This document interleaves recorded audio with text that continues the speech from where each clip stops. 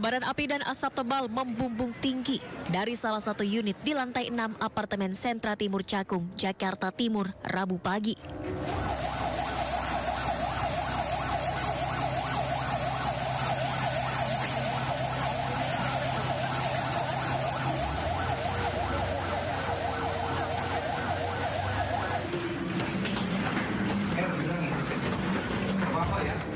Ratusan penghuni menyelamatkan diri keluar gedung dengan menggunakan tangga darurat.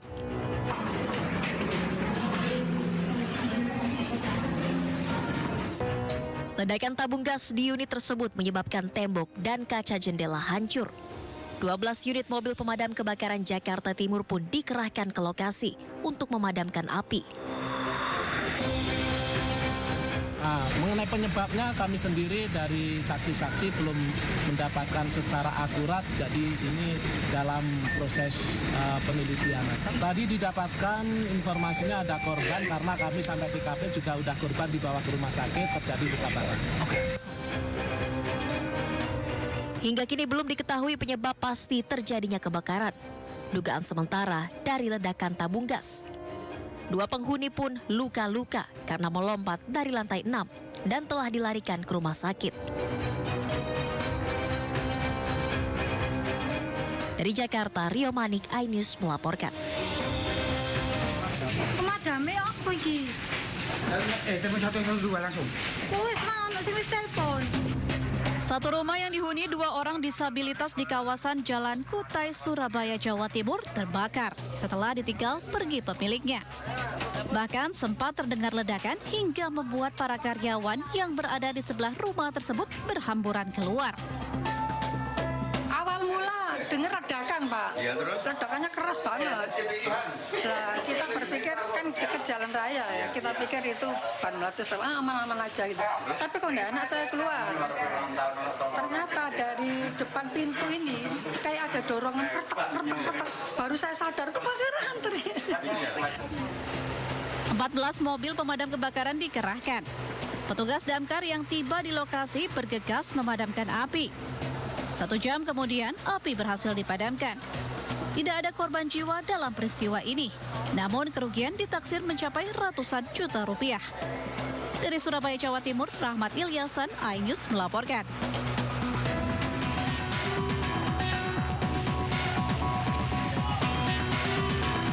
Asap tebal membumbung tinggi dari 2 gudang home industri minyak dan dupa di wilayah Kota Pasuruan, Jawa Timur yang terbakar Rabu siang. Banyaknya barang mudah terbakar membuat kobaran api cepat membesar. Warga yang mengetahui peristiwa tersebut berusaha memadamkan api dengan alat seadanya. Diketahui, titik api pertama kali muncul dari dalam gudang produksi minyak dan kemudian merembet ke gudang minyak yang berada di depannya. Berarti langsung besar, angin kan kencang tadi. Tadi ada pekerja di situ, ngebeli? Nggak tahu, saya kerja di rumah itu. Oh, tiba-tiba api langsung membesar. 3 mobil pemadam kebakaran dikerahkan. Selang 2 jam, api berhasil dipadamkan. Diduga kebakaran terjadi akibat korsleting arus listrik. Dari Pasuruan, Jawa Timur, Jaka Samudra, iNews melaporkan. Rekaman suara wanita mahasiswi kedokteran spesialis Universitas Diponegoro Semarang, korban perundungan yang meninggal dunia di kamar kos, viral di media sosial. Ya, dalam rekaman mahasiswi program pendidikan dokter spesialis Universitas Diponegoro ini mengeluhkan kondisinya kepada sang ayah. Enggak, Pak. Tiap aku bangun tidur tuh, Pak. Badannya sakit semua, Pak. Punggungnya sakit, Pak. Bangun harus pelan-pelan. Kalau nggak pelan-pelan nggak bisa bangun. Aku aja tadi mau minum tuh susah. Di Bangsalang minumnya pada habis kan. Terus aku akhirnya minta tolong CS. Aku kasih uang 50.000. Aku minta nitip minum buat dia beliin minum. Karena kan aku nggak boleh ke minimarket, nggak boleh ke kantin sama sekali toh.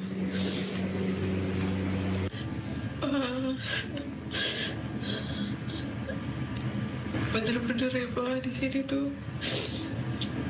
Programnya panjang-panjang.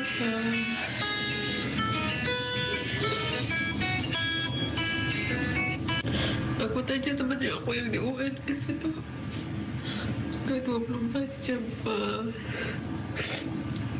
Aku nggak tahu apa bisa apa enggak, Pak. Rekaman suara tersebut diunggah di media sosial pada Selasa 27 Agustus 2024 dan viral di media sosial. Pelan-pelan. Kalau nggak pelan-pelan nggak bisa bangun. Kematian Dr. Aulia Risma Lestari, mahasiswa program pendidikan dokter spesialis Universitas Diponegoro Semarang, Jawa Tengah, masih menyisakan misteri. Aulia Risma ditemukan meninggal dunia pada 12 Agustus 2024 di kamar kos di Lempong Sari, Gajah Mungkur, Semarang, Jawa Tengah. Saat olah TKP, polisi menemukan sejumlah obat-obatan dan buku harian korban yang berisi keluhan karena mendapat tekanan dari para seniornya. Menurut polisi, diduga korban menyuntikkan obat penenang ke tubuhnya. Sementara Kementerian Kesehatan menyerahkan bukti dugaan perundungan yang dialami mahasiswi program pendidikan dokter spesialis Universitas Diponegoro. Penyerahan ini untuk mendorong polisi mengusut tuntas kasus ini. Diberikan ke polisi sebagai dasar. Sudah kita berikan ke polisi, jadi kita udah dapat semua WA-WA-nya, semua catatannya, semua rekamannya.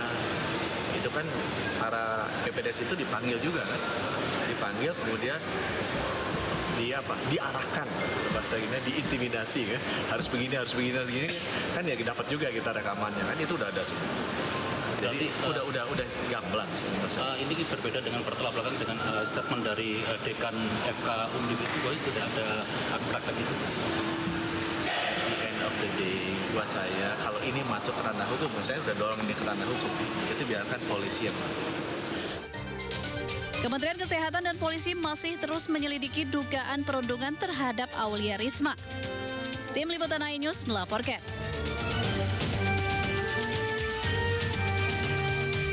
Ya, viral di media sosial, seorang karyawati tempat pengisian BBM di Cianjur menjadi korban pelecehan seksual oleh konsumen. Ya, kurang dari 24 jam pelaku pun berhasil ditangkap polisi.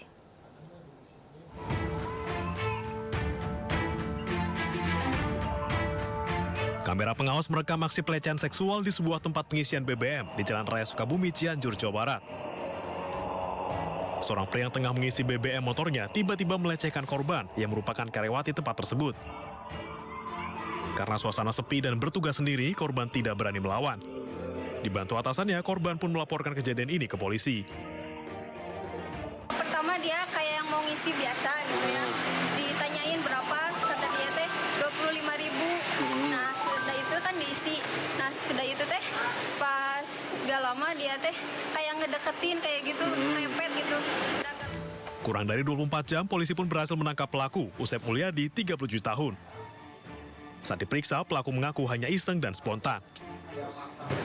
Hasil pemeriksaan sementara untuk motif yang disampaikan ke penyidik hanya situasional dan spontan. Dia memegang daripada korban. Atas perbuatannya, pelaku dijerat pasal tentang tindak pidana pelecehan seksual dengan ancaman hukuman 4 tahun penjara. Dari Cianjur, Jawa Barat, Muhammad Andi Ihsan, iNews melaporkan. Jelang sidang perdana peninjauan kembali 6 terpidana kasus kematian Vina Eki, tim kuasa hukum bersama keluarga terpidana beserta Saka Tatal mendatangi Lapas Kelas 1 Cirebon, Jawa Barat. Ya, kedatangan mereka untuk memberikan dukungan kepada ke-6 terpidana yang akan menjalani sidang pada tanggal 4 September mendatang.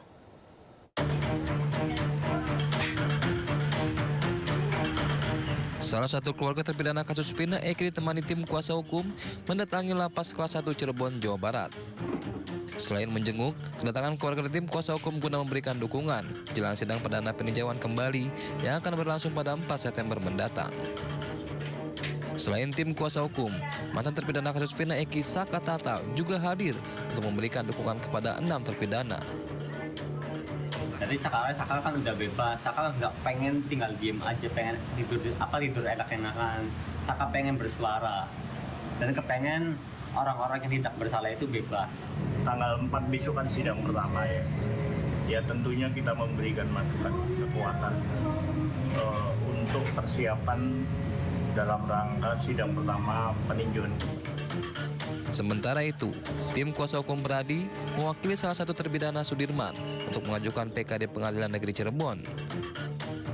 Sudirman yang sudah mencabut kuasa hukum yang ditunjuk Polda Jabar sempat mengalami kesulitan untuk PK lantaran tak bisa ditemui saat masih ditahan di Polda Jabar. Dengan PK Sudirman ini, menandakan bahwa semua terpidana kasus Vina Eke yang berjumlah 7 orang sudah mengajukan PK.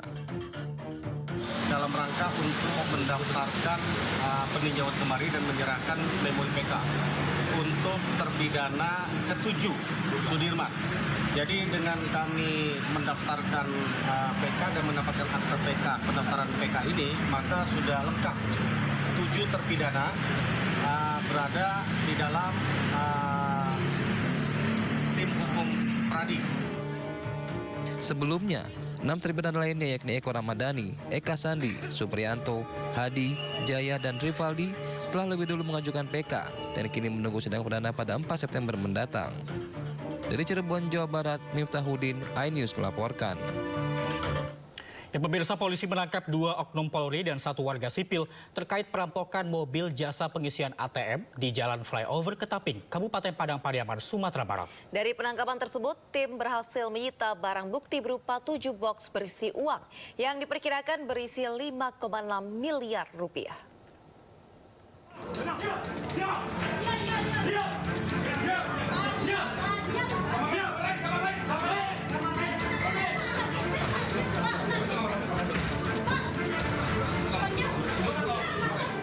Kurang dari 24 jam, tim Opsnal Polda Sumatera Barat, Polres Padang Pariaman, dan Polres Tabes Padang berhasil menangkap pelaku perampokan mobil jasa pengiriman uang ATM BRI yang terjadi di Jalan Flyover Ketaping, Batang Anai, Kabupaten Padang Pariaman, Sumatera Barat pada hari Selasa.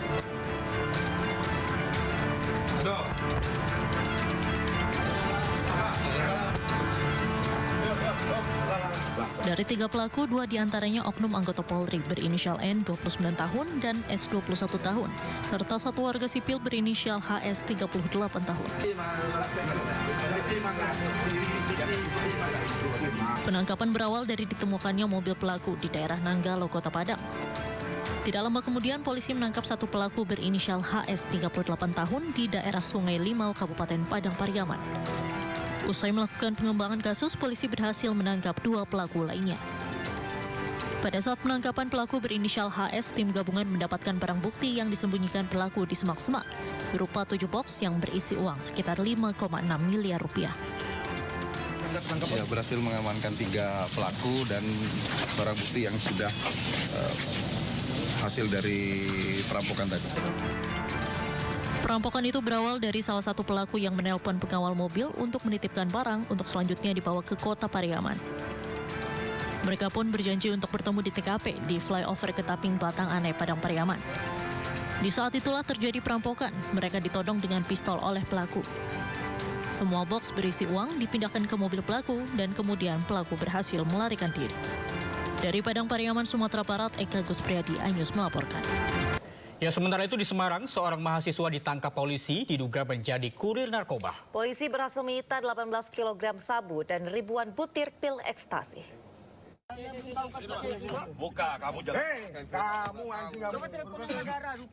Petugas Direktorat Reserse Narkoba Polda Jawa Tengah menangkap AN, mahasiswa, dan IS, warga Pontianak, serta seorang sopir penjemput di Pelabuhan Tanjung Emas, Semarang. Ketiganya diduga merupakan kurir narkoba jaringan Freddy Pratama. 2 koper berhasil dibuka dan ditemukan 18 kg sabu serta 2.000 lebih butir pil ekstasi yang dibawa para tersangka dari Pontianak, Kalimantan Barat. Sebelumnya salah seorang tersangka lolos membawa puluhan kilogram narkoba. Kali ini para kurir narkoba ini tak dapat lolos dari sergapan polisi. Narkoba yang dibawa ini rencananya akan diantarkan menuju Surabaya, Jawa Timur. Modusnya adalah mereka menumpang di kapal tersebut dari Pontianak ke Semarang, yang nantinya barang tersebut akan diserahkan kepada tersangka atas nama IS, ini dari Surabaya. Akibat perbuatannya, kedua tersangka dijerat pasal 112 Undang-Undang Narkotika dengan ancaman hukuman maksimal seumur hidup atau hukuman mati. Sementara 2 orang kurir lainnya menjadi DPO Narkoba Polda Jawa Tengah. Dari Semarang, Jawa Tengah, Kristiadi melaporkan.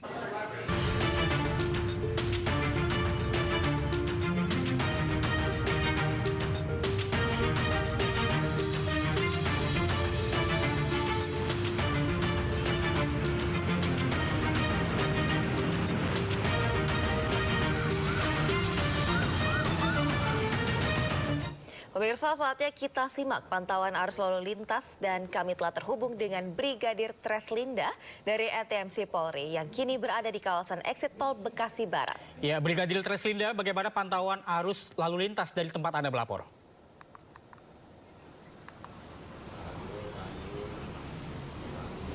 Ya baik, terima kasih Reza dan Aulia, dan selamat pagi pemirsa. Saya akan mengajak Anda untuk melihat kondisi arus lalu lintas terkini dari kawasan exit tol Bekasi Barat.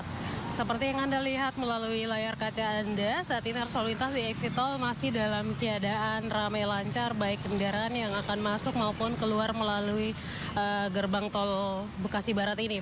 Kemudian untuk arus lalu lintas dari arah Pekayon yang akan mengarah ke arah Pondok Kelapa saat ini dalam keadaan ramai lancar, di mana persendatan kendaraan terjadi di antrian trafik layak dengan lebih didominasi oleh kendaraan roda 2. Kemudian di arah sebaliknya, yaitu dari arah Pekayon yang akan mengarah ke arah Cawang ataupun Kalimalang pada pagi hari ini dalam keadaan ramai lancar, cenderung tersendat di antrian trafik light.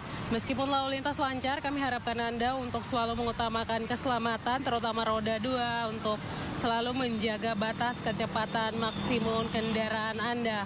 Dan bagi roda 4, kami harapkan Anda juga selalu menggunakan safety belt dan juga tidak menggunakan handphone saat berkendara. Hal ini mengganggu konsentrasi. Aulia dan juga Reza, kami juga menginformasikan berdasarkan data RSMS Korlantas Polri, angka kecelakaan lalu lintas di seluruh Indonesia selama 1 kali 24 jam terjadi 229 kasus laka lantas dengan rincian 36 meninggal dunia, 34 luka berat dan 287 luka ringan. Dari 229 kasus laka lantas tersebut, 79% terjadi di jalan arteri. Dan juga pemirsa, bagi Anda yang beraktivitas, tentunya kami harapkan Anda untuk menyiapkan kembali surat-surat kendaraan Anda, pastinya kendaraan Anda dalam keadaan layak jalan. Kemudian bagi Anda yang akan melintas di Bekasi ini, arah antisipasi aktivitas angkutan umum yang menaikkan dan menurunkan penumpang, kemudian masyarakat juga yang berlalu lalang. Kawasan Bekasi Barat ini merupakan kawasan yang ramai akan aktivitas masyarakat, terdapat juga pusat-pusat perbelanjaan. Dan bagi Anda yang akan mengupdate informasi-informasi seputar arus lalu lintas terkini, kami siap melayani Anda di 1516669 atau melalui SMS center kami di 9119. Reza dan juga Aulia, kembali ke Anda, silakan. Ya, terima kasih Brigadir Treslinda melaporkan dari kawasan exit tol Bekasi Barat. Selamat bertugas kembali dan salam presisi.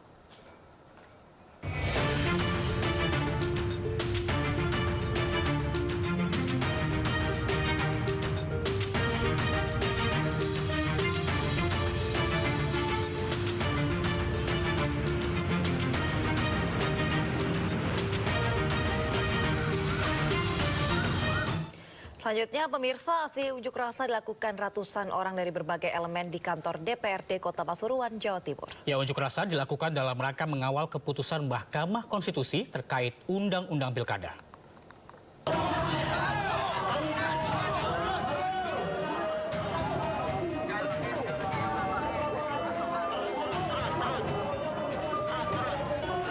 Sedikitnya 150 mahasiswa dari sejumlah elemen terlibat aksi dorong dengan petugas kepolisian saat menggelar demonstrasi mengawal keputusan Mahkamah Konstitusi terkait Undang-Undang Pilkada di depan kantor DPRD Kota Pasuruan, Jawa Timur.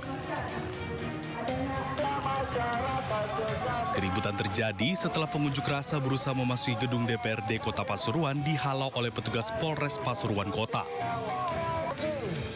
Kecewa tidak dapat masuk ke dalam gedung dewan, para demonstran meluapkan emosi dengan membakar ban di tengah jalan. Aksi dalam masa ini merupakan tribun dari elemen mahasiswa, ormek, buruh, dan masyarakat sipil yang lain. Tuntutannya apa ini? Tuntutan dalam demo kali ini adalah mendesak segera DPR RI terus mengawal putusan MK. Selain mengawal keputusan MK, aksi ini juga menuntut DPR RI untuk segera mengesahkan RUU perampasan aset bagi koruptor. Usai menyampaikan aspirasinya, para pengunjuk rasa membubarkan diri. Dari Pasuruan, Jawa Timur, Jaka Samudra, iNews melaporkan. Pemirsa, Presiden Joko Widodo merespon kabar puluhan pendemo yang menolak revisi Undang-Undang Pilkada yang ditahan aparat kepolisian. Ya, Jokowi meminta agar para pendemo dibebaskan.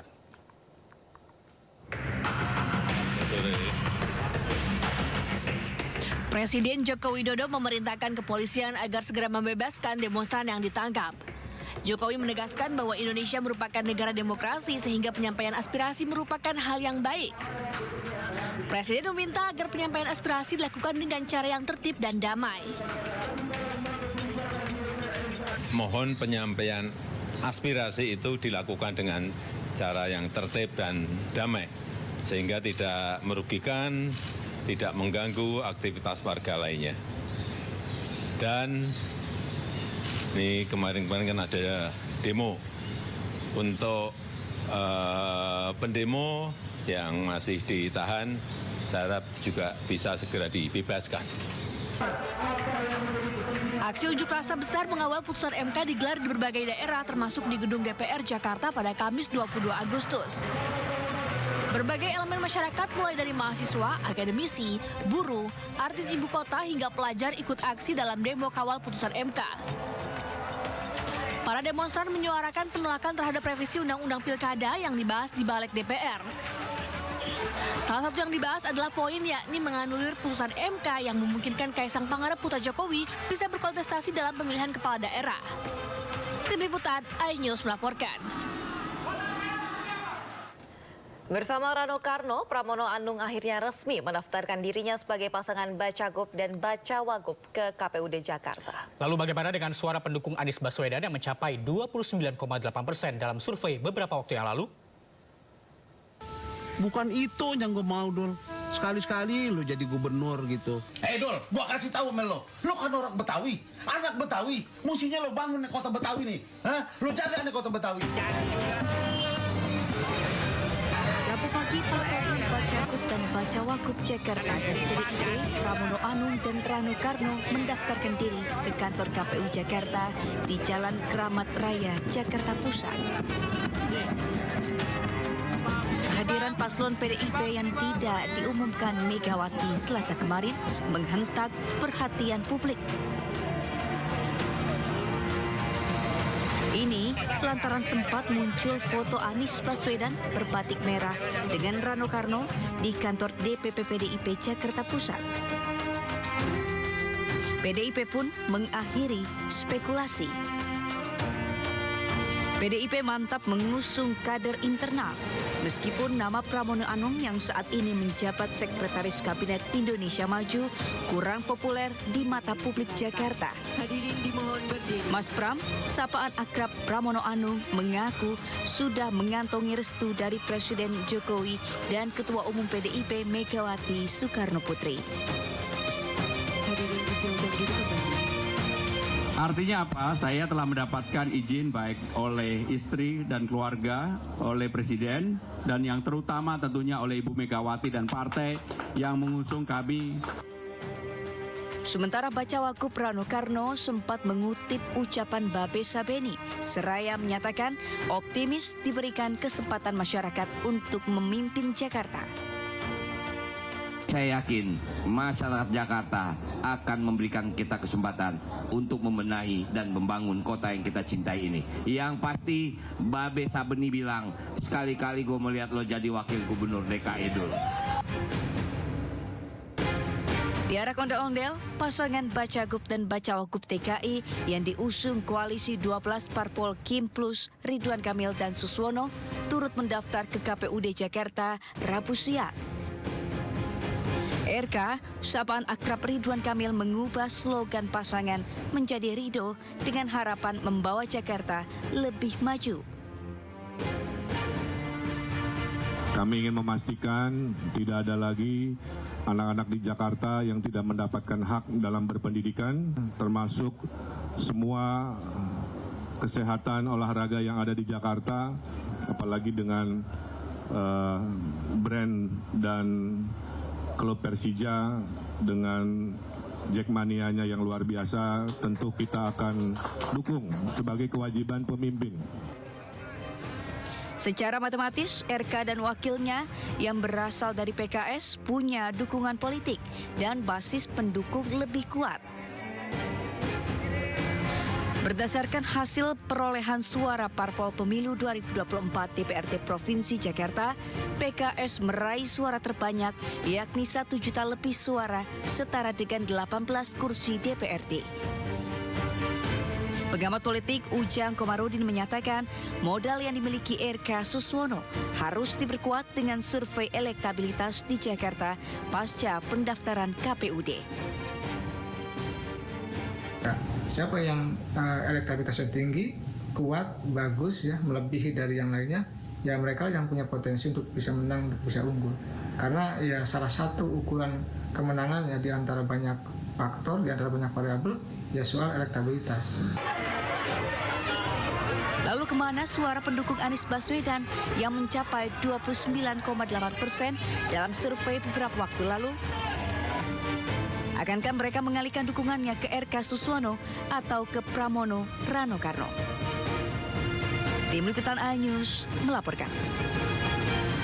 Pemirsa, PDI Perjuangan akhirnya mengusung pasangan Pramono Anung dan Rano Karno dalam pemilihan Gubernur Jakarta. Ya, hal tersebut mendapat respon Presiden Joko Widodo yang merestui Pramono maju dalam kontestasi Pilkada 2024.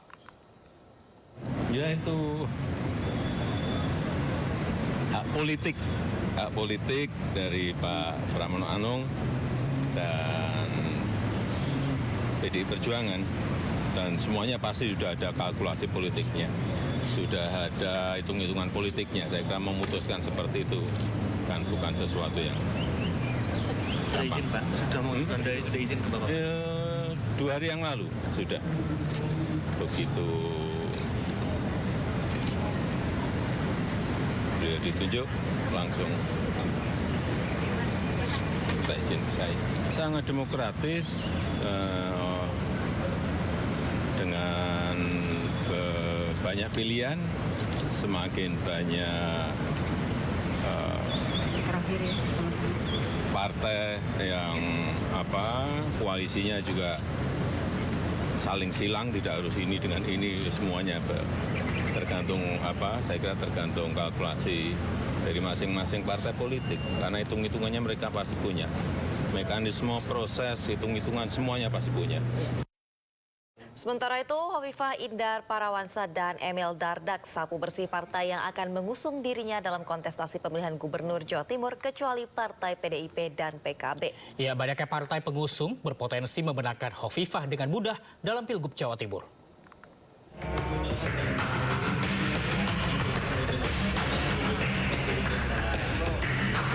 Delapan partai parlemen mengusung Hovifah Indar Parawansa dan Emil Dardak dalam pemilihan Gubernur Jawa Timur.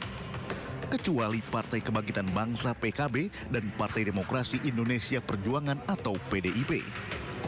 Sementara partai non-parlemen sebanyak 6 partai juga mengusung Hovifah Indar Parawansa di Pilgub Jatim. 8 partai parlemen yang mengusung Hovifah diantaranya Partai Golkar, Partai Demokrat, PAN, Nasdem, PPP, PKS, Gerindra, PSI. Sementara 6 partai non-parlemen diantaranya Partai Perindo, Partai Gelora, Partai Buruh, Partai Umat, PBB, dan Partai Garuda. Banyaknya partai pengusung pasangan Hovifah dan Emil Dardak menambah optimisme Hovifah untuk memenangkan Pilkada Jawa Timur tahun 2024. Mudah-mudahan menjadi kekuatan untuk bisa membangun sinergi di antara seluruh elemen partai pengusung dan relawan semuanya bersama masyarakat Jawa Timur untuk meraih kemenangan pada Pilgub 27 November yang akan datang. Sementara itu, pasangan lainnya dari Partai PDIP diprediksi akan mengusung Tri Risma hari ini akan melawan Hovifah di Pilgub Jatim. Sementara PKB hingga saat ini belum ada tanda-tanda mengusung siapa di Pilgub Jatim. Dari Surabaya, Jawa Timur, Rahmat Ilyasan, iNews melaporkan.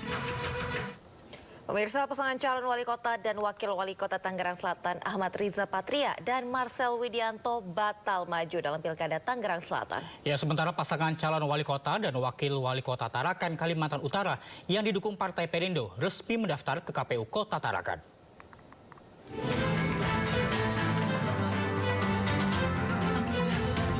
Di tengah masa pendaftaran, pasangan Ahmad Riza Patria Marcel Widianto memutuskan batal maju dalam Pilkada Tangerang Selatan. Mundurnya pasangan ini lantaran Ariza yang merupakan Ketua DPD Partai Gerindra Jakarta mendapat tugas khusus dari partai. Praktis komika Marcel Widianto yang mendampingi Ariza sebagai Bacawal Kotangsel juga mundur. Partai Gerindra yang sebelumnya mengusung Ariza Marcel kini beralih mendukung pasangan petahana Benyamin Daphni Pilar Saga yang telah didukung Golkar dan PDIP. Langkah serupa juga diambil partai-partai lain yang sebelumnya mendukung Ariza Marcel. Mundurnya Ariza Marcel dalam bursa Pilkada Tangsel menyisakan pasangan Ruhama Sinta dan Benyamin Daphni Pilar Saga. Tapi bukan berarti perjalanan saya bersama dengan Bang Ariza Patria itu sia-sia kemarin teman-teman, karena itu adalah sebuah aspirasi dan juga keluhan langsung dari masyarakat Tangerang Selatan. Bagaimana itu saya akan titipkan kepada Pak Benyamin dan juga pada Pak Pilar yang akan menjadi wali kota dan juga wakil wali kota Tangerang Selatan. Dan karena itu saya secara pribadi ingin juga menyatakan bahwa dukungan kami ini dan kerja keras kami tidak akan dihentikan sampai hari ini. Kita akan terus berjuang untuk memenangkan Pak Benyamin Daphni dan juga Bapak Pilar Saga. Alhamdulillah, saya tentunya merasa bergembira dan bersyukur atas dukungan dari semua partai yang mengusung pasangan kami berdua. Dan itu tadi, kami tidak hanya bergembira, tapi harus menjawab kepercayaan dari partai-partai ini dengan kerja-kerja politik untuk meraih kepercayaan masyarakat di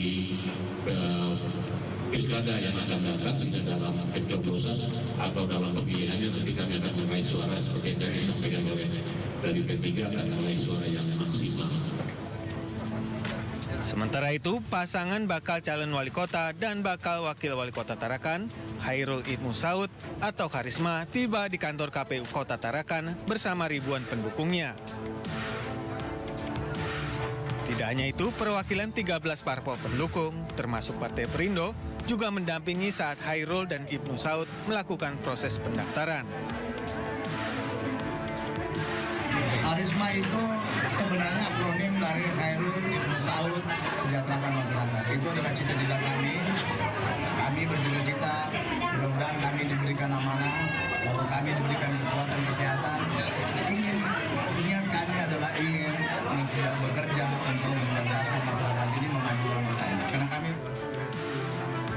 Pada Pilkada Tarakan 2024, pasangan Karisma disinyalir menjadi calon tunggal setelah didukung 13 parpol.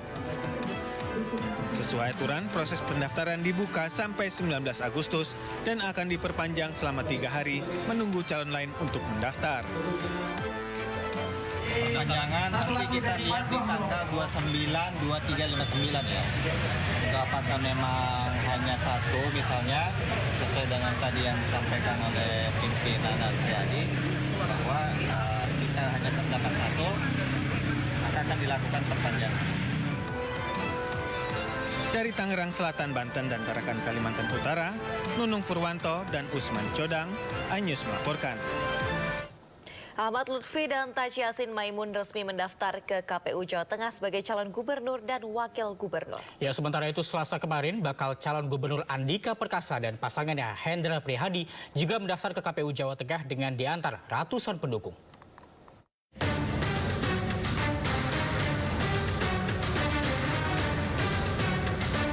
Pasangan calon gubernur Ahmad Lutfi dan wakil gubernur Taji Yassin Maimun mendaftarkan diri ke kantor KPU Jawa Tengah. Pendaftaran pasangan Lutfi Taji Yassin diantar langsung oleh wakil presiden terpilih Gibran Rakabuming Raka. Arak-arakan mereka juga diantar oleh mantan gubernur Jawa Tengah Bibit Waluyo. Arak-arakan rombongan Ahmad Lutfi Taji Yassin dimeriahkan oleh barongsai dan ribuan massa pendukungnya. Pasangan Ahmad Lutfi Taji Yassin tiba di kantor KPU Jawa Tengah pada pukul 8:30. Mereka menyerahkan berkas pendaftaran secara langsung kepada Ketua KPU Jawa Tengah. Usai mendaftar, Ahmad Lutfi dan Taji Yassin menyampaikan ucapan terima kasih dan berjanji akan mengikuti seluruh mekanisme yang ada. kami telah diterima secara administratif di KPU yang nantinya akan dilanjutkan tahapan-tahapan yang lain. Tentunya saya hari ini juga sangat senang sekali, apalagi kontestasi pemilu sudah akan dimulai.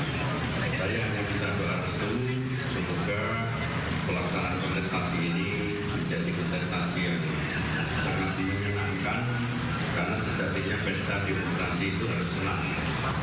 Jadi pesta itu harus senang, harus ramai. Siapapun pimpinannya adalah putra-putra terbaik Jawa Tengah 2024 membawa masyarakat kami. Pasangan calon Ahmad Lutfi dan Taji Yassin Maimun diusung oleh gabungan 9 partai politik di Jawa Tengah dengan perolehan suara sebanyak 13,7 juta suara. Dari Semarang, Jawa Tengah, Tim Liputan iNews melaporkan. Kita ke informasi lainnya, pemirsa, penyebar foto Ketua Umum Partai Golkar Bahlil Lahadalia dengan botol minuman keras dilaporkan ke Bareskrim Polri. Laporan tersebut dilayangkan oleh kader muda Golkar, Lisman Hasibuan. Pelapor mengatakan pihaknya mencurigai adanya oknum internal atau kelompok tertentu yang sengaja memviralkan foto untuk mencemarkan nama baik Bahlil. Bareskrim Polri diminta segera mengusut dan mencari tahu penyebar foto. Sebelumnya beredar sebuah foto yang diduga Ketua Umum Partai Golkar sekaligus Menteri Energi dan Sumber Daya Mineral Bahlil Lahadalia. Dalam foto, Bahlil berpakaian casual dan sedang menelpon serta terdapat minuman keras di sampingnya yang disebut seharga 30 juta rupiah.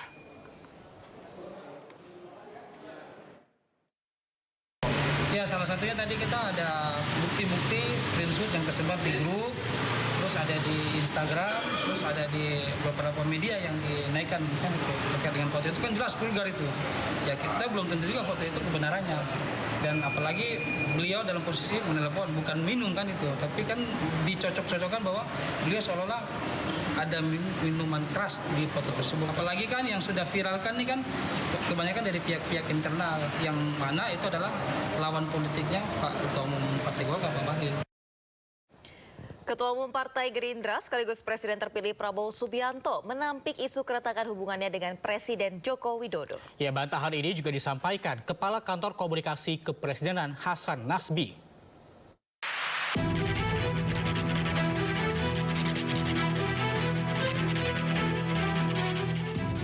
Ramai isu keretakan Menteri Pertahanan sekaligus Presiden terpilih 2024-2029, Prabowo Subianto dengan Presiden Joko Widodo.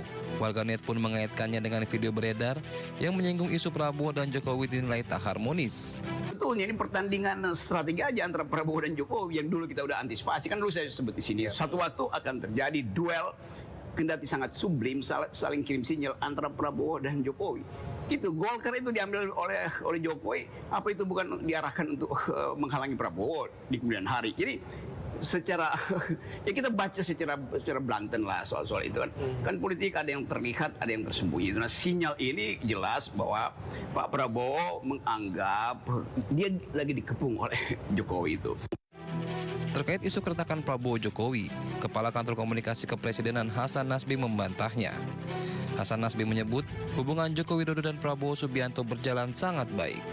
Pak Prabowo sebagai presiden elek dengan Pak Jokowi sebagai presiden yang masih menjabat hari ini hubungannya sangat baik, sangat mesra. Dan kalau ada isu-isu di luar buat kita itu mungkin bagian dari bunga-bunga demokrasi lah. Ya kadang-kadang kan kalau nggak ada isu nggak hangat politik kita, kira-kira seperti itu. Jadi nggak ada isu sama sekali antara hubungan Bapak Jokowi dengan Bapak Prabowo, tidak ada isu sama sekali. Sebelumnya, Presiden terpilih Prabowo Subianto juga membantah isu tersebut. Ia menilai isu itu sengaja dibuat sebagai upaya adu domba. Bahkan menurut Prabowo, hubungannya dengan Presiden Jokowi sangat baik. Ada orang-orang yang pinter-pinter, sedikit-sedikit podcast. Saya mengerahkan semua daya yang ada di saya sebagai Menteri Pertahanan, di mana rakyat susah air, saya kerahkan tim air, kita cari air, kita beri air untuk rakyat yang susah air. Itu mengatasi kesusahan rakyat. Bukan duduk di AC, di podcast, omong.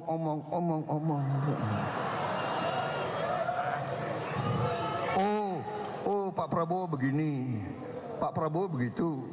Ternyata Prabowo dan Jokowi sudah retak. Retak di mana retak? Selalu mau adu domba, selalu adu domba. Ya. Kita, tapi itu yang ini ya, bagian ini ya, sudah selesai ya. Nah, sekarang bagian yang menggembirakan. Diketahui, kurang dari 2 bulan Presiden terpilih 2024-2029, Prabowo Subianto akan dilantik. Publik pun akan menjadi saksi apakah estafet kepemimpinan nasional berjalan mulus. Tim Liputan iNews melaporkan. Komisi Pemberantasan Korupsi dan Masyarakat Anti Korupsi mendesak putra bungsu Presiden Jokowi untuk mengklarifikasi dugaan adanya gratifikasi. Ya, sebelumnya viral di media sosial, Kaisang dan istri menggunakan pesawat jet pribadi ke Amerika Serikat.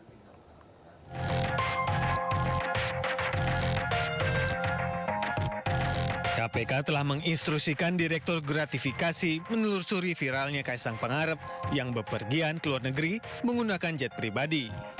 Meski bukan penyelenggara negara, KPK menjelaskan Kaisang tetap bisa dimintai keterangan karena dirinya berstatus sebagai anak presiden. Kita berprinsip ya, semua orang berkedudukan sama di depan hukum, kan begitu.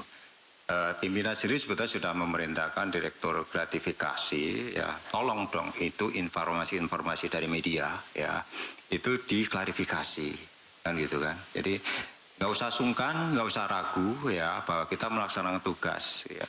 Kalau itu menjadi perhatian publik, ya menjadi keprihatinan publik juga, ya kita juga harus peka juga, kita harus proaktif. Masyarakat anti korupsi Maki juga meminta putra bungsu Presiden Joko Widodo itu untuk menjelaskan semua dugaan gratifikasi yang melibatkannya dan sang istri Erina Gudono kepada KPK.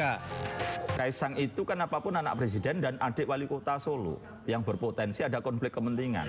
Karena apa? Pesawat itu dimiliki oleh suatu usaha besar yang juga dapat kerjasama dengan Pemkot Solo, menggunakan lahan milik Pemkot Solo dipakai untuk kantor perusahaan tersebut dan dipakai untuk gaming online, istilahnya untuk spot itu di lahan miliknya Pemkot Solo. Heboh soal jet pribadi yang disewa Ketua Umum Partai Solidaritas Indonesia Kaisang Pangarep direspon tim kampanye nasional Prabowo Gibran. Masyarakat dipersilakan melapor kepada pihak yang berwajib jika menemukan bukti penggunaan jet pribadi tersebut melanggar undang-undang. Logikanya sangat mustahil ya, tapi ya silakan aja kalau ada yang memang mau menyelidiki ya. Karena memang Mas Kaisang ini adalah juga seorang pengusaha dan ada temannya juga yang di private jet itu mereka memang pengusaha gitu. Jadi saya sendiri juga seorang pengusaha ya, jadi saya pikir masyarakat banyak juga yang menggunakan private jet gitu loh. Jadi bukan suatu hal dosa besar ya orang menggunakan private jet gitu, sepanjang tidak menggunakan ini atas fasilitas negara atau uang hasil korupsi atau kejahatan. Penggunaan jet pribadi oleh Kaisang dan Erina mendapat perhatian dan memicu beragam tanggapan masyarakat. Hal ini terjadi setelah mereka ketahuan terbang dari Bandara Halim Perdana Kusuma menuju Bandara Internasional Philadelphia pada 21 Agustus 2024 silam.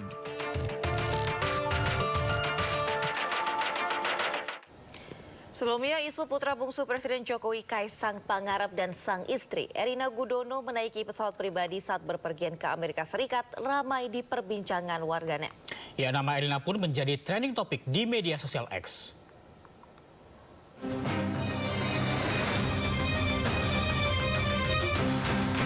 Putra bungsu Presiden Joko Widodo sekaligus Ketua Umum Partai Solidaritas Indonesia, Kaisang Pangarep, bersama sang istri Erina Gudono, tengah menjadi sorotan publik. Keduanya diduga menyewa jet pribadi mewah untuk pergi ke Amerika Serikat. Hal ini terlihat dari unggahan Erina Gudono melalui akun Instagram pribadinya. Nampak tampilan kaca jendela pesawat yang diabadikan Erina menunjukkan dirinya tak berpergian menggunakan pesawat komersil. Dugaan keduanya menyewa jet pribadi pun semakin kuat setelah beredarnya foto dari akun media sosial kakak Erina, Nadia Sofia Gudono, yang berfoto di area kokpit pesawat tersebut.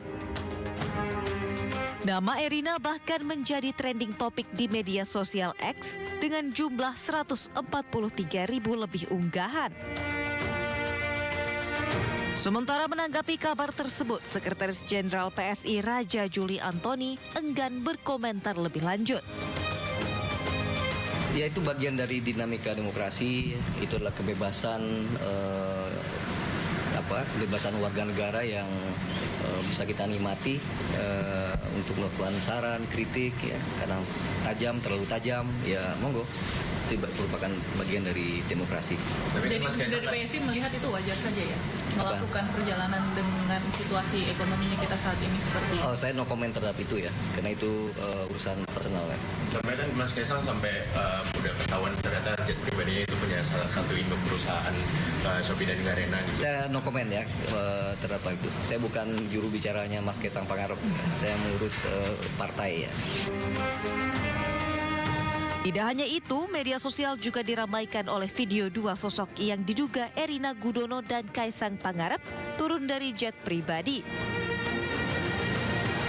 Meski belum bisa dipastikan kapan video ini diambil, namun memperlihatkan kalau keduanya lebih dari sekali bepergian dengan jet pribadi. Tim Liputan iNews melaporkan.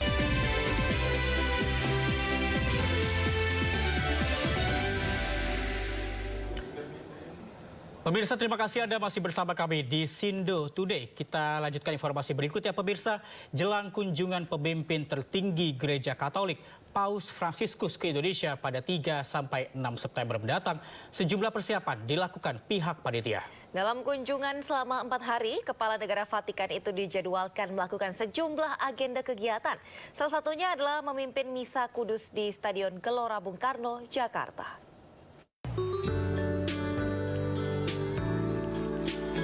Pemimpin tertinggi Gereja Katolik sedunia, Paus Fransiskus, akan melakukan perjalanan apostolik di Indonesia mulai tanggal 3 hingga 6 September 2024. Ketua Panitia Kedatangan Bapak Suci Fransiskus, Ignatius Jonan, menyampaikan ada sejumlah rangkaian kegiatan selama Kepala Negara Vatikan itu berada di Indonesia, terutama di Jakarta. Pertama, pertemuan kenegaraan dengan Presiden Joko Widodo di Istana Merdeka. Selanjutnya adalah menggelar pertemuan dengan rohaniwan di Gereja Katedral Jakarta. Paus Fransiskus juga diagendakan bertemu dengan tokoh lintas agama di Masjid Istiqlal, serta memimpin Misa Akbar di Stadion Gelora Bung Karno. Uskup Agung Jakarta, Ignatius Kardinal Suharyo Harjo Satmojo menyatakan kedatangan Paus Fransiskus ke Indonesia dapat membawa harapan baru bagi bangsa. Indonesia itu mempunyai hubungan yang sangat baik dengan Vatikan sejak lama. Tahun 1947, karena Tuhan Kristi belum lahir pada waktu itu, sudah ada perwakilan Vatikan di Indonesia tahun 47. Sekarang hubungannya menjadi kedutaan besar. Kardinal Suharyo menambahkan, dengan kunjungan Paus diharapkan semakin menumbuhkan persaudaraan dan kemanusiaan yang dapat menjaga kerukunan bangsa Indonesia. Dari Jakarta, Kevin Pakan, Bagus Prasetya, iNews melaporkan.